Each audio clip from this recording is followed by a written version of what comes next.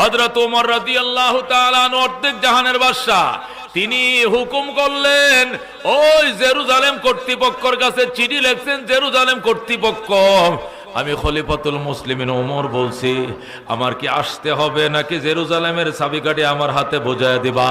Jerusalem কর্তৃপক্ষ উত্তর দিয়েছে, জাহাপনা, আপনার হাতে চাবিকাঠি বুঝিয়ে দেওয়ার জন্য আমরা প্রস্তুত রয়েছি, তবে আপনাকে দেখতে ইচ্ছে করে আমাদের। কোন শক্তির বলে অর্ধেকটা জাহান আপনি শাসন করেন? আমাদের দেখতে মন চায়, আপনি একটু আসেন, জেরুজালেম বেড়ায় যান, আসতে দেরি হবে, ক্ষমতার চাবি বুঝা দিতে দেরি করব না। সুবহানাল্লাহ। হযরত ওমর ফারুক রাদিয়াল্লাহু তাআলা আনহু, দোস্ত, আল্লাহর কোরআনের কারিশমা দেখো, কোরআনের শাসনের বরকত দেখো। ওমর রাদিয়াল্লাহু তাআলা আনহু গোলামকে বললেন, গোলাম, উট রেডি করো, গদি বসাও। গদি বসাইছে, উট রেডি করছে। হযরত ওমর রওনা করছে, 3 মাইল ওমর বইসা রইছে, গোলাম লাগাম ধরে টানে। এরপরে 3 মাইল যাওয়ার পর এবার গোলামকে ওমর ডাক দেয়া কয়, তুই নাই আয়, এখন থেকে অর্ধেক জাহানের বাদশা ওমর লাগাম ধরে টানবে। জোরে কও আল্লাহু আকবার। হযরত ওমর নেমে আইছে, উটের লাগাম ধরে টানে, আর গোলাম বইসা দোয়া ইউনুস পড়ে, লা ইলাহা ইল্লা আনতা সুবহানাকা ইন্নী কুনতু মিনাজ জালিমিন। ওমর কয়, তুই মুসিবতের কালমা ফরজ কেন? এখানে কোন বিপদ আইছে? কও হুজুর, আসমান ভাঙ্গিয়া পড়ে নাকি ঠাডা পড়ে আমি জানি না, ওমর লাগাম ধরে টানে, আর আমি গোলামের ফুত, গোলাম উটের পিঠে বইসা রইছি, আমার রেহাই নাই, আসমান ভাঙ্গিয়া পড়বো মাথায়। জোরে কোন আল্লাহু আকবার। হযরত ওমর ডাক দেয়া কয়, না না গোলাম, দোয়া ইউনুস পড়ার দরকার নাই, কালিমা তাওহীদ বেশি বেশি পড়।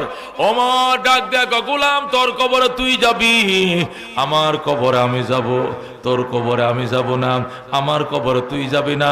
হাসরের ময়দানে যদি আল্লাহ জিজ্ঞাসা করে, ওমর, তুমি অর্ধেক জাহানের বাদশা হতে পারো, কিন্তু তোমাকে যে রক্ত মাংস দিয়ে বানাইছিলাম, একই রক্ত মাংস দিয়ে আমি গোলামকে বানিয়েছিলাম। সারা পথ তুমি বসেছিলাম উটের পিঠের উপরে, আর গোলাম লাগাম টানছে, তার কপালে কি শান্তি ছিল না? গোটা রাস্তায় তুমি একা শান্তি করছো।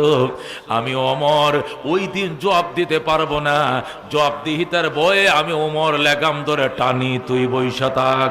জমি আঞ্জুম আখতর দোস্ত জিবল ওয়াদি ও সহরা ও সমন্দর, মোর আমলক দাম দর তৈর কবুতর, শাম সেহর জুলমত জু আহমর আসফর, গুলजार गुलो बुर्ग शजर किसने बनाया, गुलजार गुलो बुर्ग शजर किसने बनाया, तालिब मायूसी का हो ये सब जिसने बनाया, तालिब मायूसी का हो ये सब जिसने बनाया। जोरे कोन मारहाबा।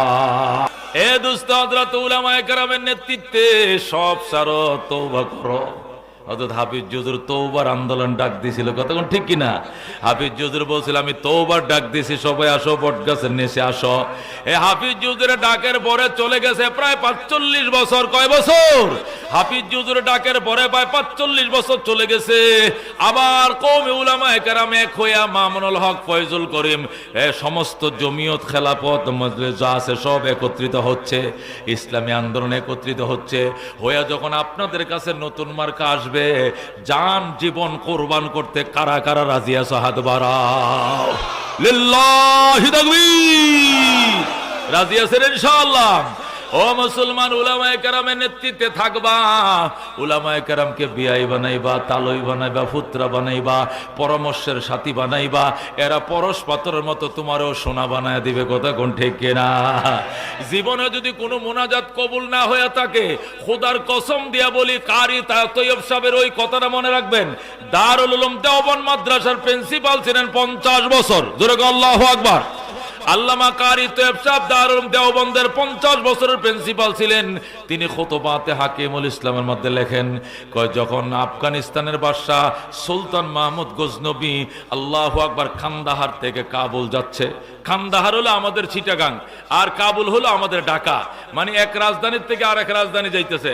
কান্দাহার থেকে আল্লাহু আকবার সুলতান মাহমুদ গজনবী যখন কাবুলে যাচ্ছিল, কাবুলে যাওয়ার পথে তিনি ঘোড়া দেয়া যাচ্ছিলেন, উজির নাজির নিয়ে ঘোড়া দেয়া যাচ্ছিলেন। যাচ্ছিলেন, যাওয়ার পথে দেখলেন একটা ছেলে পৌরসভার লাইটের নিচে বইসা, রাস্তার কিনারে মাইজাল দাঁড়া বাজারে যে লাইট জ্বলে, এই লাইটের নিচে বইসা আল্লাহর কোরআন পড়তেছে। যেরকম সুবহানাল্লাহ। সুলতান মাহমুদ গজনবী ঘোড়ার থেকে লাফতে নামছেন, মন্ত্রীরা সব ঘোড়ার থেকে নেমে গেছে। তখন তো রাজা বাদশারা ঘোড়া দিয়া চলতো। নাইমা সুলতান মাহমুদ ছেলেটাকে পাঁজা মারে বুকের সাথে ধরছে। বাজান, তোমার কি নাম? কো আমার নাম আব্দুর রহমান। তুমি এখানে কি করো? কো আল্লাহর কোরআন পড়ি। রাস্তার মধ্যে সরকারি পৌরসভার লাইটের নিচে কোরআন পড়ো, কারণটা কি? কো আমি ওই মাদ্রাসার ছাত্র, ওই যে দেখা যায়। আমি এতিম, আমার বাবা নাই, আমার আম্মা আছে মানুষের বাড়িতে কাজ করে, গরিবের সন্তান। আমার আব্বা নাই, হারিকেন কেনার ক্ষমতা আমার নাই। আমি সাতিবাইয়ের হারিকেনের মধ্যে ভরি। হারিকেন ছিলেন তো? সাতিবাইয়ের হারিকেনের মধ্যে ভরি। সাতিবাই 10টা বাইজে গেলে হারিকেন নিভায় ঘুমায় যায়। আমিও পড়তে পারি না, আমার মেধা কম। এই জন্য সকালবেলা হুজুরে আমারে মারে। 2 পৃষ্ঠা বিনা লোকমায় না শোনাইতে পারলে আমারে মারে। এই জন্য আমি করছি কি, এই সরকারি লাইটটা সারা রাত এমনি জ্বলতে থাকে, পৌরসভার লাইট। এই লাইটের নিচে আইসা কোরআন 12টা 1টা পর্যন্ত পড়ি। পইরা টোটস্থ করার পর এবার মাদ্রাসায় যাইয়া ফজরের আগে পৃষ্ঠা 2টা শোনায়া এরপরে আমি ঘুমাই। যেরকম সুবহানাল্লাহ। সুলতান মাহমুদ গজনবী রহমতুল্লাহ ডাক দেখো, আয় বাবা আয়, আমার ঘোড়ার উপরে তুই উঠ, তোরে আমি রাজধানীতে নিয়ে যাব। সুলতান মাহমুদ ছেলেটাকে ঘোড়ার উপরে উঠাইছে, কোরআন শরীফটা বুকে নিয়ে বসে রয়েছে। আঙ্কেল আমি যাবো না। কতরে দেরি করবো না আঙ্কেল, আমার পৃষ্ঠা শিখ হয়ে গেছে, শোনাবো, তোমাকে শোনানোর সুযোগ দেওয়া হবে, তুমি চলো। সুলতান মাহমুদ গজনবী তিনি ঘোড়ার উপরে ছেলেটাকে উঠাইয়া রাজধানীতে নিলেন, নিয়ে নিজের গতির মধ্যে বসাইলেন। বসায় বললেন, আজকের থেকে তুই আফগানিস্তানের বাদশাহ। আল্লাহু আকবার। আজকে থেকে তুই এই দেশের প্রেসিডেন্ট। বাচ্চাটা খুশি হয়ে কয়, আঙ্কেল আমার প্রেসিডেন্ট আমার কাছে দামি নয়, আল্লাহর কোরআনের হাফেজ হওয়া আমার কাছে বড় দামি। আমাকে মাদ্রাসায় দিয়ে আসেন। আপনি আনছেন কেন? আমাকে দিয়ে আসেন। সুলতান মাহমুদ গজনবী ছেলেটার কথা শুনে অবাক হয়ে গেছে। খাতা কলম নিয়ে ডাক দিয়া সুলতান মাহমুদ মাটিতে বইছে। ছেলেটাকে সিংহাসনে বসায় রেখে কয়, বাবা বলো, একটা হারিকেন কিনলে কয় টাকা লাগে? কয় 5 টাকা। 1 মাসে কেরাসিন লাগবে কত? কয় 5 টাকা। তোমার গায়ে শীতের পোশাক না একটা চাদর কিনলে কয় টাকা? কয় 5 টাকা। তেল সাবান লাগে মাসে কয় টাকা? 5 টাকা। তাহলে 4 5 20 টাকা। 20 রে 12 দ্বিগুণ দিলে 12 20 240 টাকা। তোমার বছরের খরচ 240 টাকা। যাও বাবা, 240 টাকা দিলাম। আল্লামা কারি তৈয়ব সাহেব রহমতুল্লাহ আলাইহি খুতবাতে হাকিমুল ইসলামের মধ্যে লেখে 240 টাকাটা ক্ষতির ভিতরে ঢুকাইছে। ক্ষতি চিনুননি? আগের দিনে কাপড় দিয়ে মানে মনে আছে, একটা ক্ষতির ভিতরে সরকারি যে ক্ষতি আছে, এই ক্ষতির ভিতরে 240 টাকা ঢুকাইয়া সুলতান মাহমুদ গজনবী এই ছেলেটা আব্দুর রহমান এতিম ছেলেটার কোমরের মধ্যে টাকাটা বান্ধা দিছে। বান্ধা দিয়া উজিরকে ডাইকা, উজির আয়, আমার প্রধানমন্ত্রী আয়, আব্দুর রহমানকে এক দৌড়ে ঘোড়া দিয়া মাদ্রাসায় পৌঁছায়া দিয়া। বলো আল্লাহু আকবার। সুলতান মাহমুদ গজনবী রহমতুল্লাহ আলাইহি উজিরকে বললেন, ছেলেটাকে মাদ্রাসায় পৌঁছায় দিয়ে আইবা। ছেলেটার পড়া কমপ্লিট হয়ে গেছে, এখন যাইয়া পড়াটা শোনাবে। এই ছেলে পড়াটা শোনানোর পর দিন হবে যখন, বাজারে যাইবে, একটা হারিকেন কিনবা, হারিকেনে তেল ঢুকাইবা, তেল সাবান কিনবা, রেহাল কিনবা, একটা শীতের জ্যাকেট কিনবা, একটা চাদর কিনবা। টাকাগুলো 1 বছরে ফুরাবে না। যদি ফুরায় যায়, যখন ফুরায় আসবা আবার তোমারে খরচ দিব। যতদিন কোরআনের হাফেজ না হইবা, তোমার সমস্ত খরচ বহন করার দায়িত্ব আমি সুলতান মাহমুদের ব্যক্তিগত ফান্ডে হবে। আল্লাহু আকবার। ছেলেটা কাঁদতেছে। সুলতান মাহমুদ কে, বাজান তুমি কান্দো কেন? কো হুজুর আমি আনন্দে কান্দি।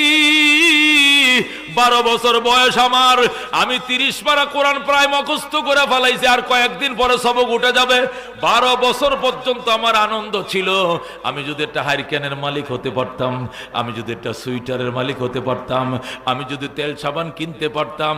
আমার বাবা নাই, অনেক বছর আগে আমার বাবা ইন্তেকাল করেছে। আপনি আমাকে ওই টাকাগুলো দিছেন, এই টাকা পাই আমি খুশি, আমি আনন্দের কারণে কাঁদতেছি। আল্লাহু আকবার। সুলতান মাহমুদ নিজেও কান্না শুরু করছে। এবার ছেলেটা জিজ্ঞাসা করে, আঙ্কেল আপনি তো এই দেশের প্রেসিডেন্ট, আপনি এই দেশের বাদশাহ, আপনি কান্দেন কেন?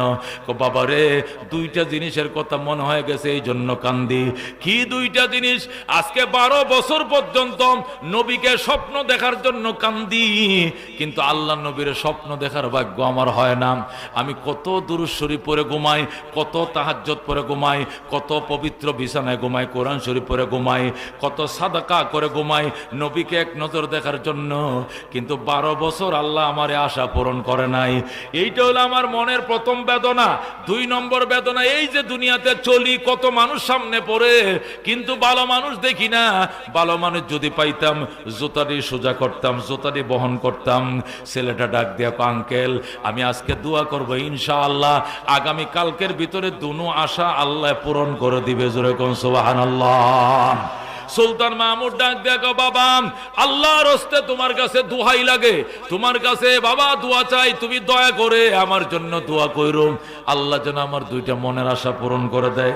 সুলতান মাহমুদ এইগুলো বলে এরপরে কাঁদতে কাঁদতে ঘুমায় গেছে। ছেলেটাকে উজির নিয়ে মাদ্রাসায় পৌঁছে দিয়েছে।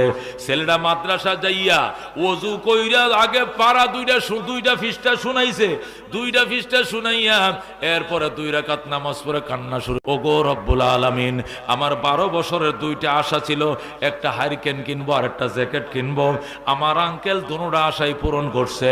আল্লাহ আমার আঙ্কেলেরও 12 বছর পর্যন্ত 2টা আশা, একটা তোমার নবীকে স্বপ্ন দেখবে, আর একটা শ্রেষ্ঠ মানুষের সাথে মোলাকাত হবে। আল্লাহ আজকে রাতের ভিতরে দুটোটা আশা তুমি পূরণ করে দাও। জোরে করো আল্লাহু আকবার। এই ছেলেটা যখন, ও দুস্থ আহবাব শোনো, ছেলেটা যখন বৈশা মাদ্রাসায় 2 রাকাত নামাজ পড়ে মোনাজাত শুরু করছে, সাথে সাথে সুলতান মাহমুদ গজনবীর চোখটি লাগছে। ঘুমের ঘরে ছায়া দেখে রহমতুল লিল আলামিন সামনে দাঁড়ায় রইছে। সুলতান মাহমুদ গজনবী ঘুমের ঘরে দেখতেছে আল্লাহ নবী তার সামনে হাজির। জোরে কোন আল্লাহু আকবার। ও দুস্থ সুলতান মাহমুদ গজনবী লাফ দিয়ে উঠা নবীরে সালাম জানায়, আসসালাতু ওয়াসসালামু আলাইকা ইয়া রাসূলুল্লাহ, আসসালাতু ওয়াসসালামু আলাইকা ইয়া হাবিবাল্লাহ। ওগো রহমাতুল লিল আলামিন, 12 বছর পর্যন্ত আপনাকে এক নজর দেখার জন্য আমি কত কান্নাকাটি করি গো, কিন্তু আল্লাহ আমাকে নবীরে দেখার ভাগ্য দেয় নাই। দীর্ঘ 12 বছর পর্যন্ত কান্দি আপনাকে দেখার জন্য, কি কারণে আপনি দেখা দিলেন না, আর আজকে রাত্রে কি কারণে দেখা দিলেন আমি আপনার থেকে জানতে চাই। নবী কোনো উত্তর দেয় না, নবী শুধু মুস্কি মুস্কি হাসে। সুলতান মাহমুদ কয়, হুজুর হাসেন কেন? আপনি কোন 12 বছর ধরে কান্দি দেখা দিলেন না, আজকে রাত্রে কেন দেখা দিছেন? নবী কয়, আমি বলবো না। আল্লাহ নবী কিছুই বলে না। সুলতান মাহমুদ ডাক দেখো, ঠিক আছে যদি উত্তর না দেন, একটা তো অর্জন করছি, আপনারা দেখছি, আমার ভাগ্যবত ভালো আমি আপনারা দেখছি, আপনার মাধ্যমে আমি আরেকটা প্রশ্নের উত্তর জানতে চাই। কই কি প্রশ্ন?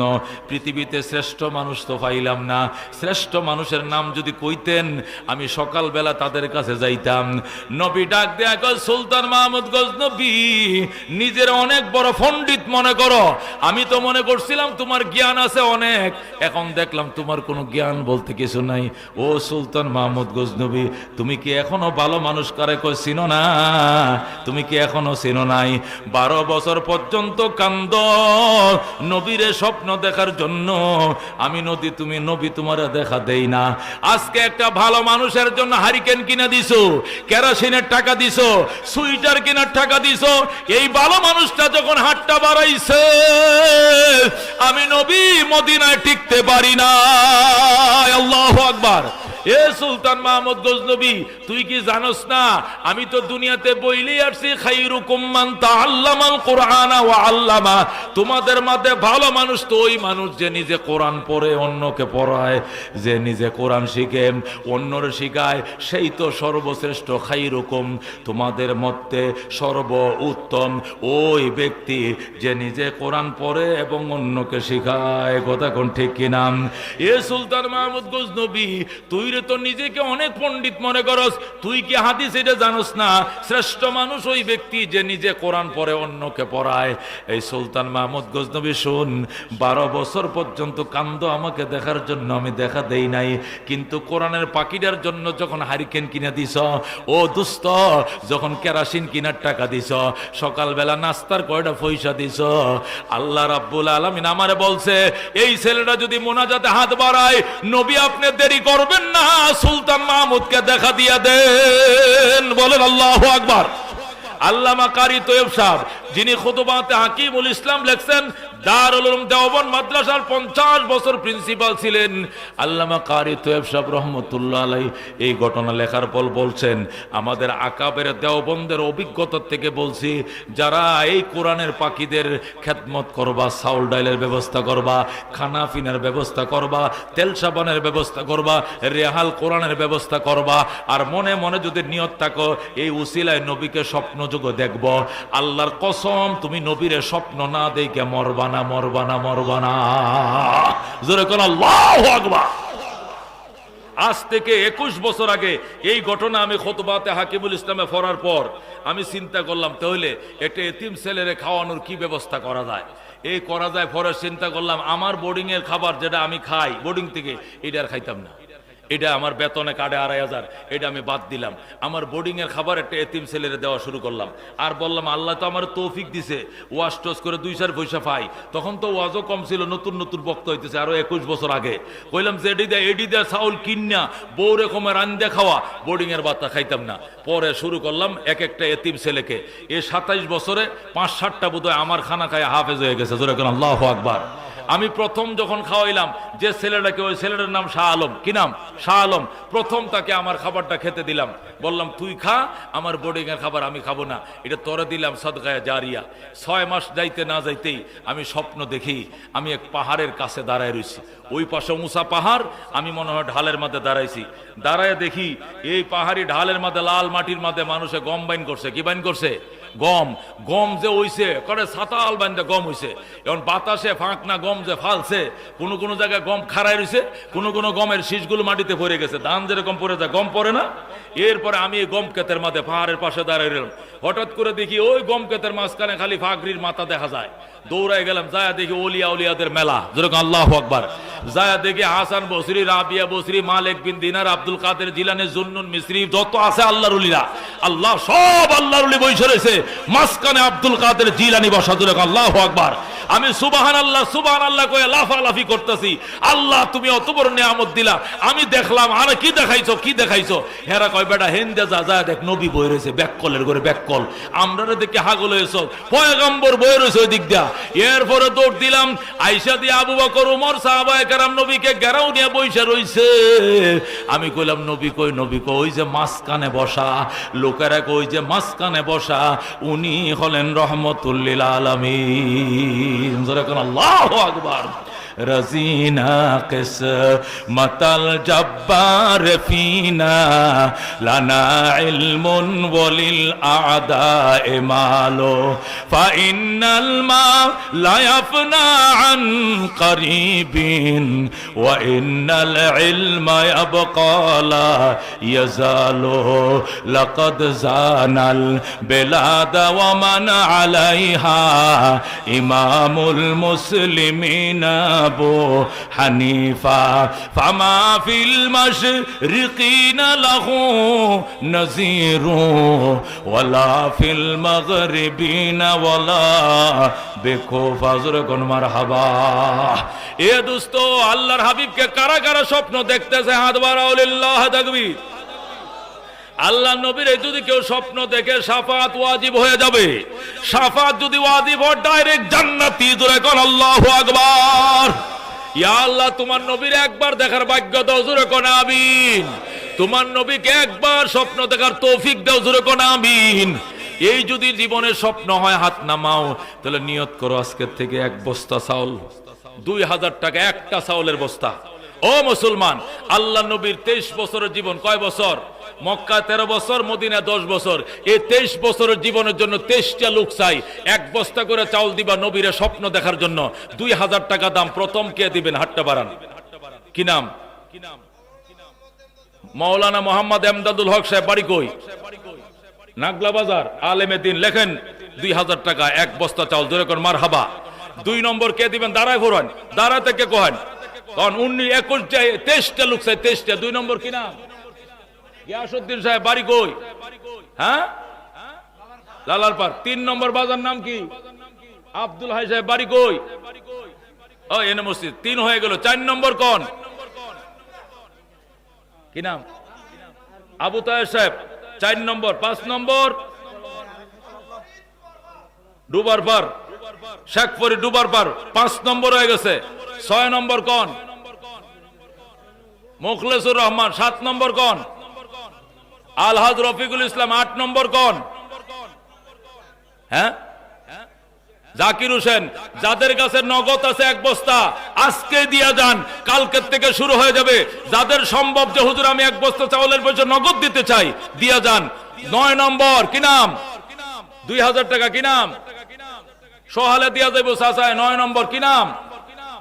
মফিজুল ইসলাম, কফিল উদ্দিন। 10 নম্বর কোন? 10 নবীকে স্বপ্ন দেখার নিয়তে 10 কি নাম? রাজু। রাজু ভাই একবারে একাই 3000 নগদ। লিল্লাহ তাকবীর, আল্লাহ কবুল করো।